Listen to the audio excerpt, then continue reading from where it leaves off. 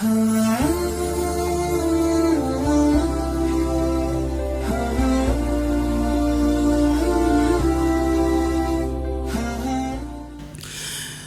jemaah yang dirahmati Allah Subhanahu wa taala, adalah baginda Rasulullah sallallahu alaihi wasallam telah memberikan teladan yang paling istimewa kepada umatnya, hatta dalam hal-hal terkait dengan muamalah. Baginda sallallahu alaihi wasallam pada suatu hari beliau menghadiri untuk melaksanakan salat jenazah. Lalu sebelum beliau melaksanakan salat, mengimami salat jenazah itu, beliau menanyakan, apakah si mayat ini ada utang? Mereka mengatakan, ada ya Rasulullah, 2 dirham. 2 dirham itu ukurannya 24.000 atau 25.000. Nabi mengatakan, sallu ala akhikum. Kalau demikian, silakan anda salat untuk saudara anda. Saya tidak akan salat. Terkejut para sahabat. Jumlah utang yang sangat sedikit itu, Nabi tidak mau salat. Bagaimana dengan jumlah utang yang banyak, yang ratusan ribu, yang jutaan, dan bahkan ada orang yang lari daripada utang? Sehingga ada seorang sahabat, ada yang mengatakan, Abu Talhah mengatakan, itu saya yang tanggung ya Rasul. Huma alayya ya Rasulullah. Barulah baginda sallallahu alaihi wasallam mau melaksanakan salat jenazah atas yang bersangkutan. Maka jemaah yang dirahmati Allah Subhanahu wa taala, ada 2 dosa yang paling berat ketika kita meninggalkan dunia yang fana ini. Kalau boleh, janganlah kita tutup lembaran kehidupan kita ini dengan kita masih ada 2 dosa itu. Dosa yang pertama adalah dosa syirik kepada Allah Subhanahu wa taala. Inna Allah la yaghfiru an yushraka bihi wa yaghfiru ma duna dzalika liman yasha. Sesungguhnya Allah Subhanahu wa taala tidak mengampuni dosa orang yang mensyarikatkan Allah, dan Allah mengampuni semua dosa-dosa lainnya. Yang kedua adalah dosa orang yang terkait dengan sesamanya, dengan saudaranya, dengan tetangganya, dengan ayahnya, dengan ibunya, dengan anaknya. Allah Maha Kuasa maafkan dia, tetapi Allah ingin memberikan kesempatan kepada setiap manusia agar setiap mereka memperoleh hak dalam dunia ini. Maka jemaah yang dirahmati Allah Subhanahu wa taala, Allah Jalla wa Ala ketika terkait dengan muamalah ini memanggil, ya ayyuhalladzina amanu, wahai orang-orang yang beriman. Karena orang yang amanah ini ada karena keberimanan. La amanata liman la imana lahu. Tidak akan mungkin ada amanah ketika orang tidak yakin kepada Allah Subhanahu wa taala. Maka poin yang pertama ketika Allah panggil orang-orang yang beriman, litasyrif, untuk memuliakan manusia. Hatta orang mengucapkan asyhadu an la ilaha illallah wa asyhadu anna Muhammadar Rasulullah, Allah panggil dengan wahai orang-orang yang beriman. Diangkatkan panggilan itu, diangkatkan derajat itu. Maka kalau kita panggil orang, panggillah panggilan yang mengangkatkan derajatnya. Wahai ananda yang saleh, wahai kakanda yang baik hati, kita angkatkan dia dengan memberikan panggilan yang baik. Itu sudah mendakwahkan sebuah kebaikan. Orang yang manggil panggilan yang buruk, dia sudah memburukkan akhlak orang yang dipanggil. Maka Allah Jalla wa'ala mengatakan, wala talmizu anfusakum wala tanabazu bil alqab. Janganlah kalian memanggil di antara kalian dengan panggilan-panggilan yang buruk. Maka baginda sallallahu alaihi wasallam kalau beliau melihat sahabat-sahabatnya, beliau akan panggil dengan panggilan yang paling dia cintai, dengan panggilan yang paling dia senangi. Kita punya istri, dia pasti ada panggilan yang paling dia senangi. Kita punya anak, dia pasti ada panggilan yang dia senangi. Nabi akan pilih panggilan yang paling mereka cintai. Dipanggilnya ya Humairah bagi Aisyah, dipanggilnya ya Abu Turab bagi Ali bin Abi Thalib. Semua panggilan itu menggerakkan hati orang yang dipanggil untuk melaksanakan apa yang diajak oleh baginda sallallahu alaihi wasallam. Idza tadayantum bidainin. Yang kedua, ini masuk ke dalam perintah. Apabila kalian bermuamalah, muamalah yang tidak tunai, muamalah yang tidak cash. Ketika engkau bermuamalah dengan yang tidak tunai, Allah mengatakan ila ajalin musamma, hingga batas waktu tertentu kamu akan melaksanakan menunaikan itu, faktubuh, maka hendaklah kalian menulis. Maka jamaah yang dirahmati Allah, orang-orang yang administrasinya bagus, itu menunjukkan bagusnya keislaman.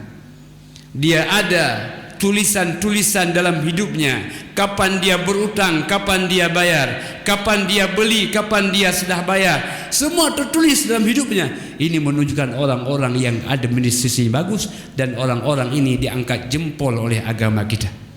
Maka jemaah yang dirahmati Allah Subhanahu wa taala, semua orang yang banyak menulis ini akan diukir namanya hingga sekarang. Kenapa Imam Syafi'i diukir sampai sekarang? Karena beliau orang yang sangat rajin menulis. Sangat rajin menulis. Maka jemaah yang dirahmati Allah Subhanahu wa taala, kita membaca ada kitab ada kitab Ar-Risalah Imam Malik, ada kitab Al-Muwatta, karena mereka adalah orang-orang yang menulis. Maka dalam bertransaksi kita, jangan lupa kita menulis. Menulis bukan karena kita tidak percaya, justru karena kita percaya kepada sama kita, maka hendaklah kita menulis. Allah menguji kita, apakah kita akan melaksanakan amanah ini ataupun tidak. Betapa banyak di antara manusia yang meremehkan, mengatakan, lagi sang don hanya percaya kalau nyambeuk bah tulis. Padahal Allah mengatakan faktubuh, tulislah. Bukan kita tidak percaya, justru karena kepercayaan itulah kita menulis. Karena dengan menulis itulah maka orang akan kemudian selalu yakin dan merasa merujuk kepada tulisan mereka. Yang dirahmati Allah Subhanahu wa taala, yang kedua, wal yaktub bainakum katibun bil adl. Maka apabila kita tidak bisa menulis, maka ada sekretaris yang akan menulis dengan amanah sesuai dengan transaksi yang telah kita laksanakan. Jemaah yang dirahmati Allah, maka sering orang yang meninggal, kadang-kadang disebutkan, mungkin bapak ibu ada yang utang kepada jenazah ini, kemudian kami tidak tahu segera melaporkan. Kenapa? Karena jenazah ini ketika beliau hidup tidak pernah menulis utang piutangnya. Maka tidak salah jemaah dirahmati Allah, utang itu kita tulis, utang itu wajib kita bayar. Sehingga jemaah yang dirahmati Allah Subhanahu wa taala, seorang anak datang kepada baginda Rasulullah sallallahu alaihi wasallam. Kata beliau, ya Rasulullah, inna ummi matat. Sesungguhnya wahai Rasulullah, ibu saya ini sudah meninggal, dan beliau kepingin sekali untuk melaksanakan ibadah haji, tapi belum sempat haji beliau tunaikan.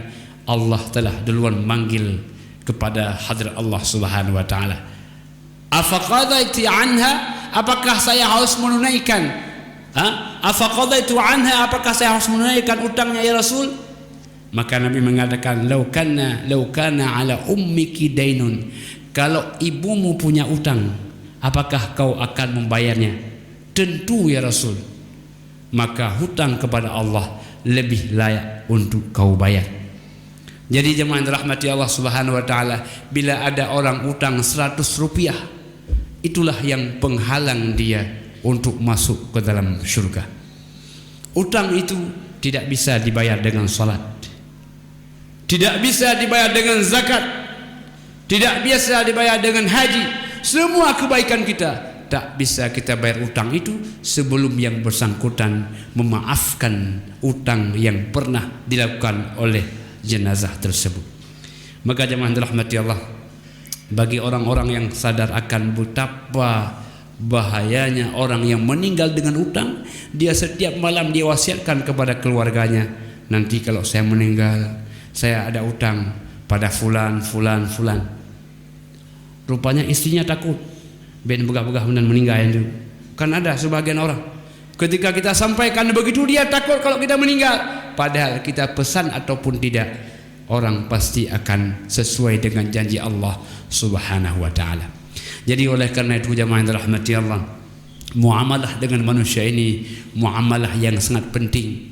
Karena Allah Subhanahu wa taala tidak akan mengampuni dosa-dosa kita kepada sesama kita. Apakah dia riba, apakah namimah, apakah utang piutang, Allah Maha Kuasa untuk mengampuninya. tetapi Allah tidak akan ampuni karena Allah memberikan hak kepada setiap hamba sesuai dengan apa yang mereka telah laksanakan. Hamba Allah yang dimuliakan oleh Allah Subhanahu wa taala, maka kepada orang yang menulis, wala ya'ba katibun ay yaktuba kama 'allamahu Allah. Poin yang ketiga, kepada orang yang menulis, tulislah sesuai apa yang diamanah oleh Allah. Jangan kurangi, jangan lebihkan. Wala yabkhas minhu syai'a, tidak boleh dikurangi, tidak boleh dilebihkan. Utang piutang yang pernah kita laksanakan dengan orang lain tetap apa adanya.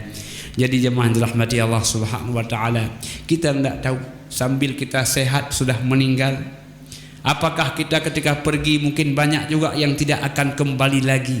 Maka kehati-hatian dalam hidup ini sangat penting. Yakinlah bahwa setiap kita pergi belum tentu kita akan kembali lagi. Maka jemaah yang dirahmati Allah Subhanahu wa taala, baginda sallallahu alaihi wasallam sering mengingatkan sahabat-sahabatnya dan kita semua, jangan kita merasa masih lama hidupnya, tidak. Sehingga terkait dengan muamalah ini haruslah kita segera kita tunaikan. Ada 3 hal yang harus segera kita tunaikan. Di antaranya adalah orang yang punya anak perempuan, sudah ada orang yang memintanya, segera dikawinkan. Orang yang datang amanah, orang yang punya agamanya, jangan pertahankan mayamnya akhirnya enggak jadi dinikahkan. Yang kedua, orang yang berdosa.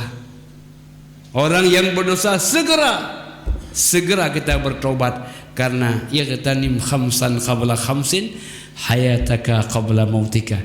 Apakah kita bisa bilang besok saya bertobat? Belum tentu, karena hari ini hari yang terbaik untuk kita. Esok belum tentu punya kita. Hari ini, jam ini, saat ini adalah waktu yang paling istimewa Allah berikan kepada kita. Maka gunakan hari yang terbaik ini untuk kita ini, karena kita belum tentu dapat hadir untuk esok hari. Kalau ada salah kepada manusia, harus selesai hari ini. Kalau ada utang piutang, harus selesai hari ini. Kalaupun kita tidak sanggup bayar, kita sampaikan, Pak, Ibu, bisa tidak saya minta waktu? Harus hari ini. Yang ketiga, orang yang punya utang piutang harus segera dia tunaikan. Jemaah yang dirahmati Allah Subhanahu wa taala, sebagai penutup, Ali bin Abi Thalib, Umar bin Khattab radhiyallahu anhu, pernah suatu kali beliau mendatangi Baitul Mal, mengatakan, wahai Bapak Baitul Mal, saya punya anak saya punya baju sudah robek-robek, boleh tidak saya pinjamkan uang sebentar, nanti saya berikan kembali. Maka Bapak Kepala Baitul Mal mengatakan, wahai Umar, kapan engkau akan membayarnya? Esok atau lusa? Apakah engkau yakin masih hidup?